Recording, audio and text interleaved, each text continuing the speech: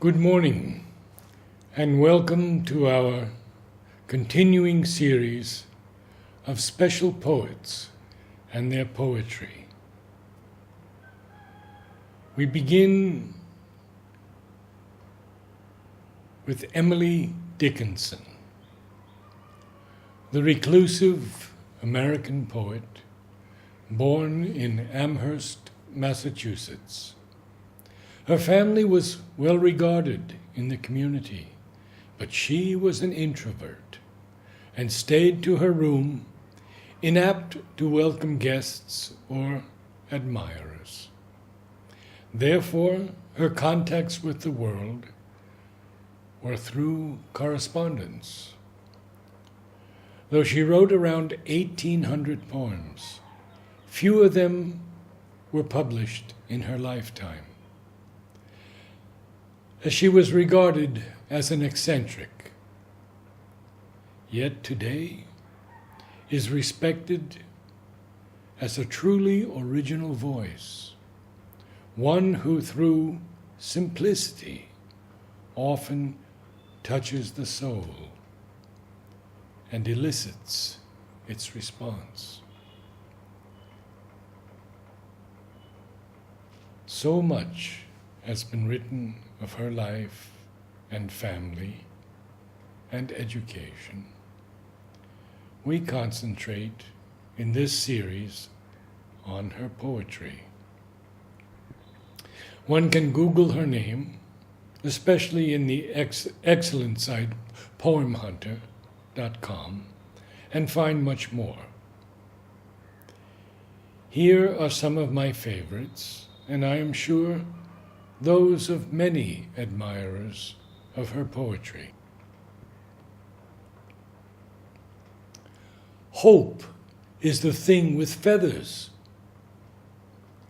Hope is the thing with feathers that perches in the soul and sings the tune without the words and never stops at all. And sweetest in the gale is heard, and sore must be the storm that could abash the little bird that kept so many warm.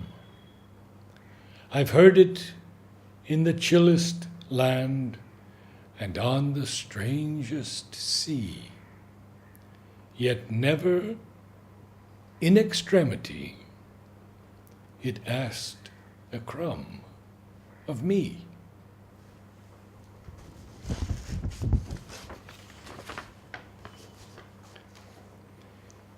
A bird came down.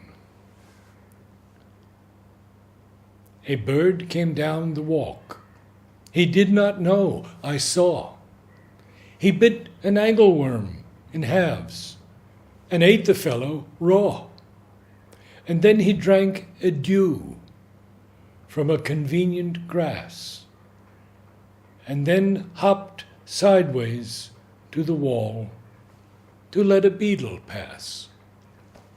He glanced with rapid eyes that hurried all abroad. They looked like frightened beads, I thought. He stirred his velvet head like one in danger, cautious. I offered him a crumb, and he unrolled his feathers and rode him softer home. Then oars divide the ocean, two silver for a seam, or butterflies off banks of noon leap splashless as they swim.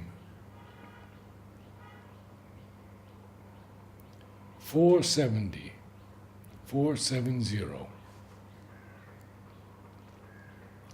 How good to be alive. How infinite to be alive, twofold, the birth I had, and this besides in thee.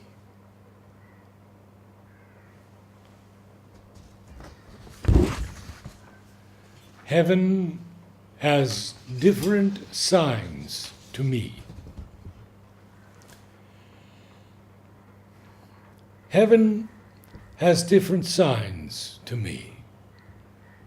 Sometimes I think that noon is but a symbol of the place, and when again, at dawn, a mighty look runs round the world and settles in the hills, and awe, if it should be like that, upon the ignorance steals.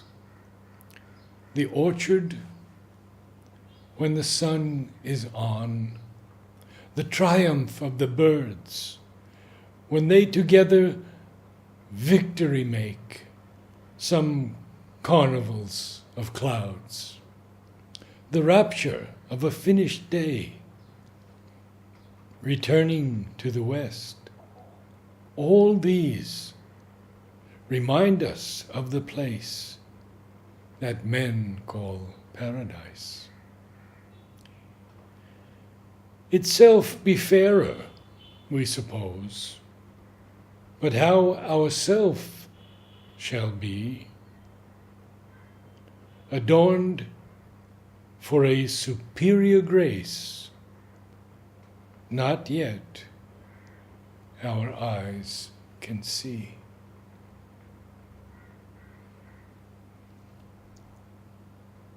Nature is what we see. Nature is what we see.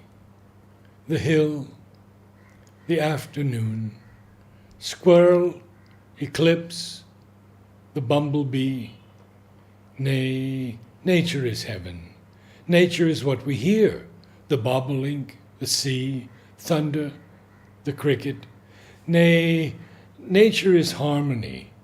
Nature is what we know, yet have no aught to say. So impotent our wisdom is to her simplicity. A book. There is no frigate like a book to take us lands away, nor any coursers like a page of prancing poetry.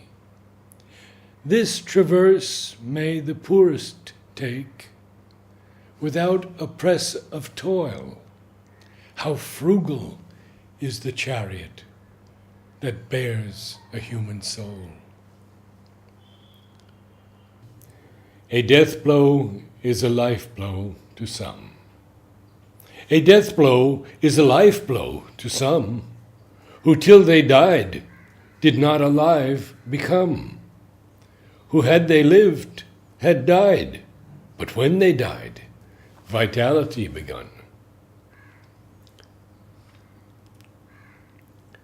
I read my sentence steadily.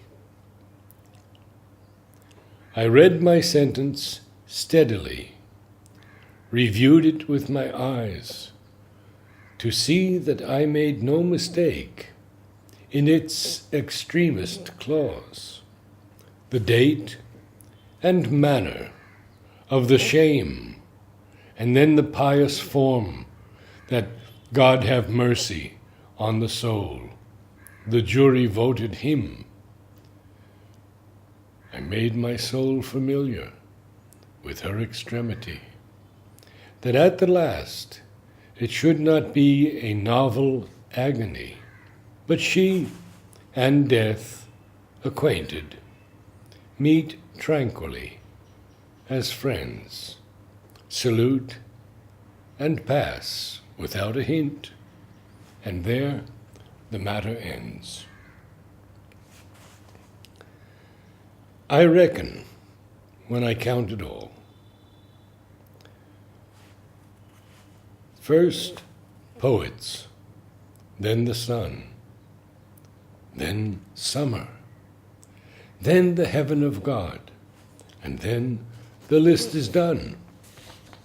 But looking back, the first so seems to comprehend the whole, the others look a needless show. So I write poets all. Their summer lasts a solid year. They can afford a sun. The East would deem extravagant. And if the further heaven be beautiful as they prepare for those who worship them, it is too difficult a grace to justify the dream.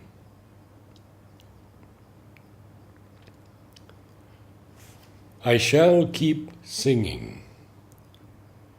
I shall keep singing. Birds will pass me on their way to yellower climes, each with a robin's expectation, I with my red breast and my rhymes. Late, when I take my place in summer, but I shall bring a fuller tune. Vespers are sweeter than matins, Signor. Morning, only the seed of noon.